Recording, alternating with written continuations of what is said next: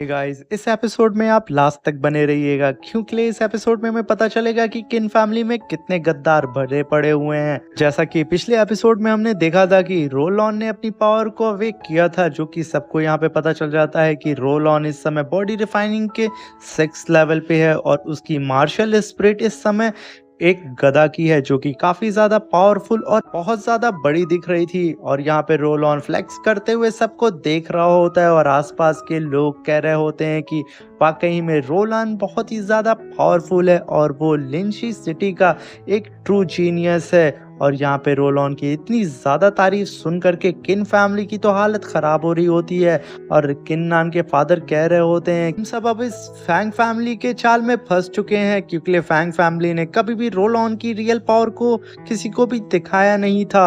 और इस बात को सुन करके ब्रदर शाओ के फादर भी एकदम भड़क जाते हैं और गुस्से से तिनतिना रहे होते हैं और शॉक भी होते हैं कि आखिर रोल ऑन इतना ज्यादा पावरफुल कैसे हो सकता है। तभी किन्नान के फादर कहते हैं कि बेवजह परेशान होने से कुछ नहीं रखा है, शायद अब हमारे साथ गॉड भी नहीं है और ये मैच हम हार जाएंगे और हमारा शायद बहुत बुरा हाल होने वाला है। और तभी इस चीज को सुन करके ब्रदर शाओ गुस्सा आ जाता है और कहता है कि भले ही तुम बहुत ज्यादा पावरफुल हो और बॉडी रिफाइनिंग के 6 लेवल पे हो, उससे कोई फर्क नहीं पड़ता क्योंकि मैं बॉडी रिफाइनिंग के 5th लेवल पे हूँ, मगर मेरी फाइटिंग स्किल तुमसे ज्यादा है और मैं चाहता हूँ कि तुम इस बैटल अरीना में मुझसे फाइट करके दिखाओ। इस बात को सुन करके सारे के सारे एल्डर और जितने भी डिसाइबल होते हैं एकदम हैरान होकर के इस ब्रदर शाओ के ऊपर हंसने लगते हैं। हैंग फैमिली के सारे डिसाइबल जय जयकार कर रहे होते हैं रोल ऑन की। और यहाँ पे हम देखते हैं जो जूनियर मैसेंजर होता है वो शिहाओ से कहता है कि सीनियर सिस्टर, आप इस रोल ऑन के बारे में क्या सोचती हैं। तभी शिहाओ बोलती है कि इसका फ्यूचर बहुत ज्यादा ब्राइट है और इसकी जो मार्शल स्पिरिट है वो ठीक है। अगर ये आगे चल के प्रैक्टिस करता है और कल्टीवेट करता है तो मुझे लगता है कि ये बहुत ज्यादा पावरफुल बन के दिखाएगा, मगर इसका जो नेचर है वो मुझे बिल्कुल पसंद नहीं आया। तभी हम देखते हैं किन्नान के फादर यहाँ पे बहुत ज्यादा अफसोस फील कर रहे होते हैं। उन्हें लगता है कि आज उनकी किन फैमिली तबाह हो जाएगी।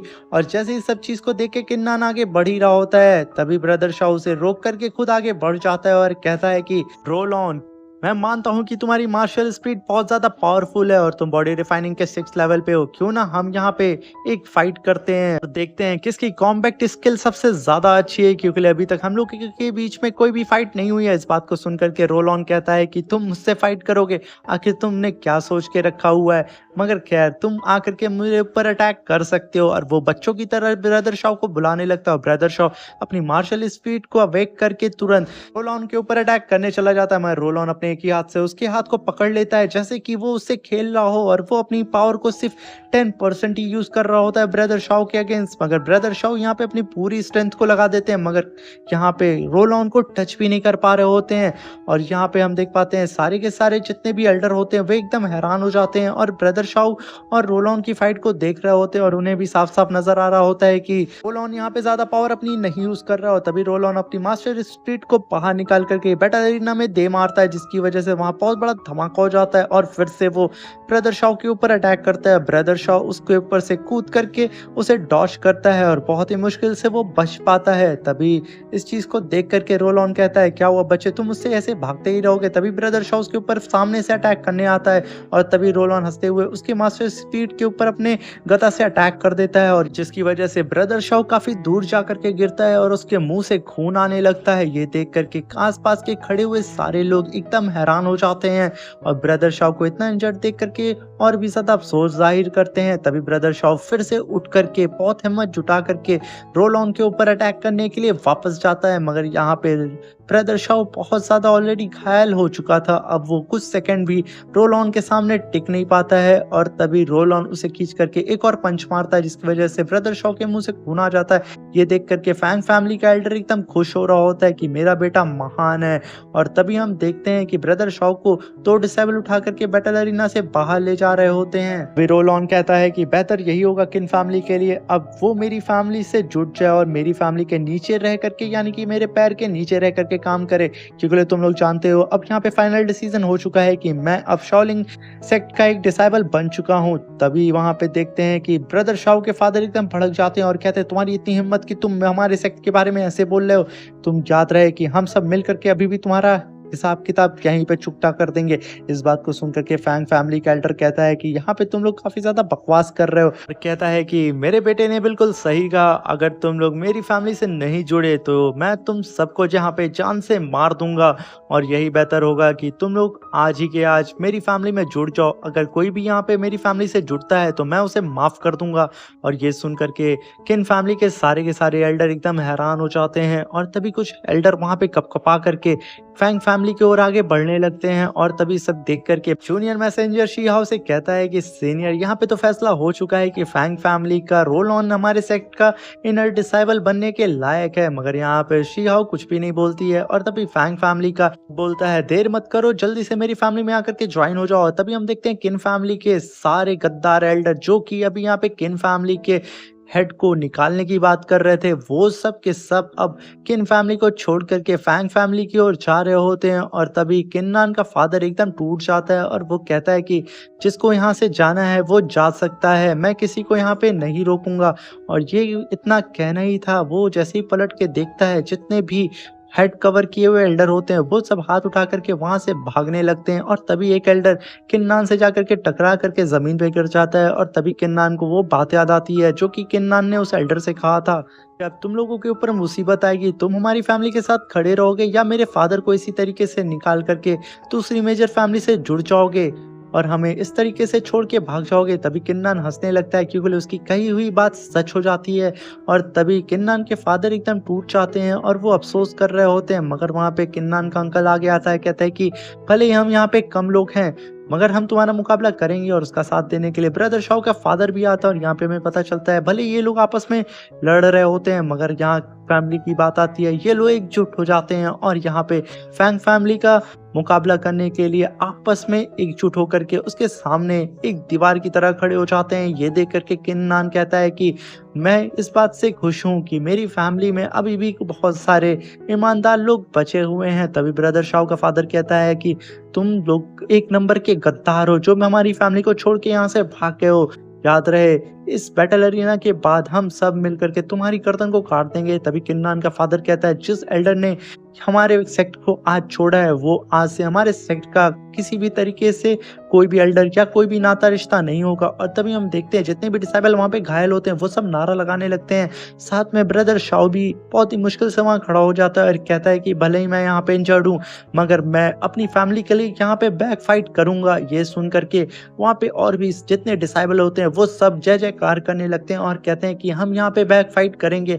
और तभी ये बात सुन करके किन्नान के फादर को भी काफी ज्यादा हिम्मत आ जाती है। तभी किन्नान कहता है कि फैंग फैमिली का बहुत बहुत शुक्रिया कि उसने हमारी फैमिली से जितने भी सांप थे उन लोगों को निकाल दिया। और तभी हम देखते हैं किन फैमिली से वो मोटू होस्ट भी बाहर जाता है जो कि 6th एल्डर होता है, उसे 4th एल्डर रोक रहे होते हैं। तभी मोटू उसके ऊपर पाम अटैक करके उसे दूर ढकेल देता है और कहता है कि तुम लोग आज मरने वाले हो। और तभी यहाँ पे बहुत बड़ा खुलासा होता है और यहाँ पे सबको पता चल जाता है कि यही वो एल्डर था जो किन्नान को जंगल में मारने के लिए फैंग फैमिली से मिला हुआ था और फैंग फैमिली को किन फैमिली की सारी इन्फॉर्मेशन देख रहा था। अभी फैंग फैमिली का एल्डर कहता है कि तुम लोग यहाँ पे खड़े होकर के सिर्फ भौंक रहे हो, एक बार तुम लोग अपनी पावर को अवेक करके तो देखो कि तुम्हारी पावर अवेक होती भी है या नहीं।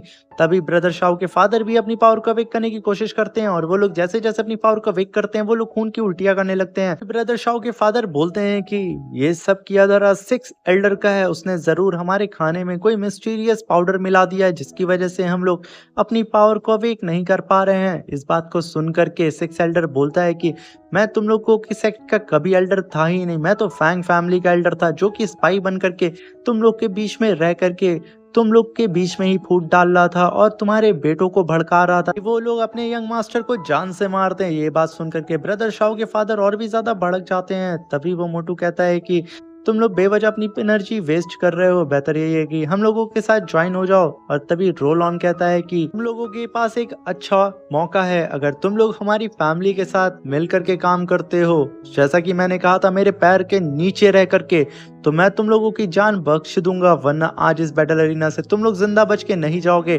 तभी रोल ऑन पलटता है और शियाओ की ओर देखता है और उनसे ग्रीट करके कहता है कि senior sister and senior brother, आप लोग यहाँ पे मुझे परमिशन दे कि मैं यहाँ पे अपनी मार्शल स्पिरिट की पावर को इन लोगों के ऊपर आजमा करके देख लूं कि मैं कितना ज्यादा पावरफुल हूँ। सीधा इशारा होता है किन्नान की ओर। और तभी हम देखते हैं कि वो जूनियर मैसेंजर तुरंत अपनी सीनियर सिस्टर से कहता है कि क्यों ना हम इसे परमिशन दे दें और देखते हैं कि आखिर इसकी पावर कितनी ज़्यादा है और इसकी मार्शल स्पिरिट कितनी ज़्यादा ताकतवर है।